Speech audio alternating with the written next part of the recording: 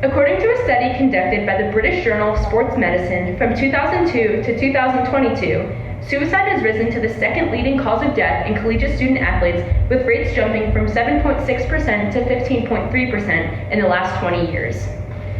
At the end of the day, being a good teammate who is aware, informed, advocates for mental health, and is present on their team could end up saving a life. There are so many unique pressures that student athletes face that put them at a higher risk for mental health issues, such as eating disorders, body image issues, performance anxiety, depression, and substance abuse. Knowing the warning signs for these conditions and being able to recognize when a teammate is struggling is important, and being equipped with not only empathy, but resources is crucial. Let's start with the circumstances that can lead to athletes struggling with mental health. Athletes have some of the most busy schedules because they're not only students, but they're also athletes. So they're almost dealing with two different complex schedules, including lifts, team meetings, practices, and anything else that they are required to do by athletics, as well as juggling a full academic schedule. This can lead to isolation because they are not having as much time to spend socially with friends. They're also facing immense amounts of pressure from not only themselves, internally the high expectations that they have for themselves and their performance, but also externally from people such as their coaching staff, their teammates, their friends, their family, their athletic administration, and their fans who are watching the sport overall. It's also important to note that aesthetic sports are the most susceptible to eating disorders.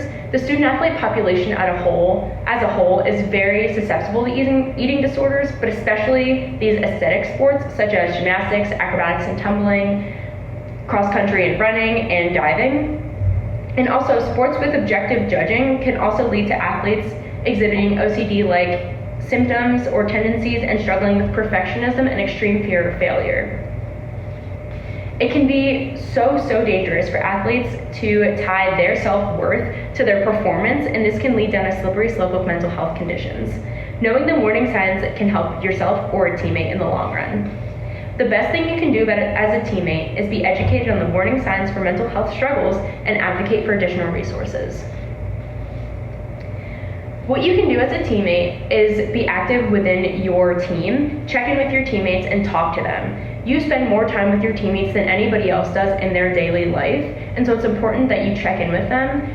Because you spend so much time with them, you'll be able to understand and recognize their personalities and their tendencies, and so you should be able to tell when there are changes in their mood, changes in their sleep habits or their eating, or just overall changes in their mood or their demeanor, and so be on the lookout for these.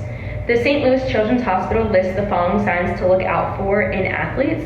This includes social isolation, changes in eating habits, extreme mood swings, decline in school performance, multiple injuries, self-harm, or even passive talk of suicidal ideation, among many others.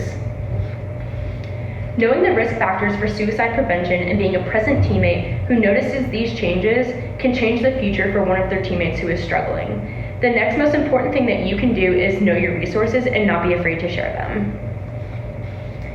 Familiarize yourself with a variety of sources, including on-campus, off-campus, and national resources. For on-campus resources, this will include advisors, mental health counselors or psychologists, athletic staff including administration, coaches, nutritionists, or any mental skills professionals that your team may work with. Within the community, this will include your local emergency room, which will be equipped to handle mental health crises, as well as local practices for psychologists or psychiatrists or mental health counselors, or any local organizations or hotlines that may be available to you. National resources will include hotlines, text lines, and websites that include educational material regarding mental health. It's important to note that 988 is the national number for mental health crises that you can access 24 hours a day, 7 days a week, 365 days a year.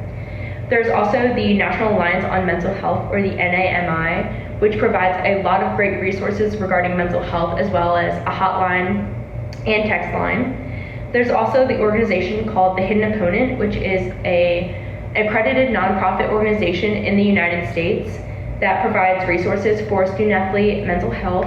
They're also working to advocate to reduce the stigma of mental health in athletics, and they have chapters around the United States at colleges and universities where student-athletes themselves are on the ground working to create events to destigmatize mental health struggles and create communities within their athletic departments and their campuses.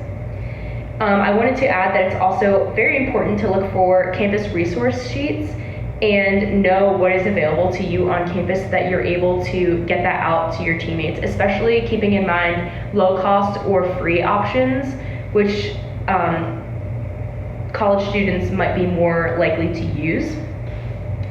There's also something called the Green Bandana Project, which is a national initiative which includes athletes or students on campuses tying a strip of green bandana to their backpacks.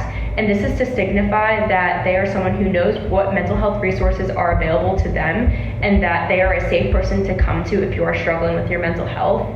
It means that if someone comes to you, you know what direction to point them, or you'll be able to kind of listen to them and provide some empathy and support for the person who is struggling. I just wanted to conclude how important it is to go out of your way to educate yourself, be an advocate for mental health, and support your teammates, because this could end up saving a life. Struggles, especially mental health struggles, are not always visible, and it's not always something that you can see very obviously. There's a lot of advocacy work to be done so that no one feels like they have to struggle in silence or struggle alone. And just making sure that you're having these conversations with your teammates and really checking in, because one conversation could be a turning point from a teammate thinking that their life is over, changing to them seeing that there might be a little bit of light at the end of the tunnel. Thank you.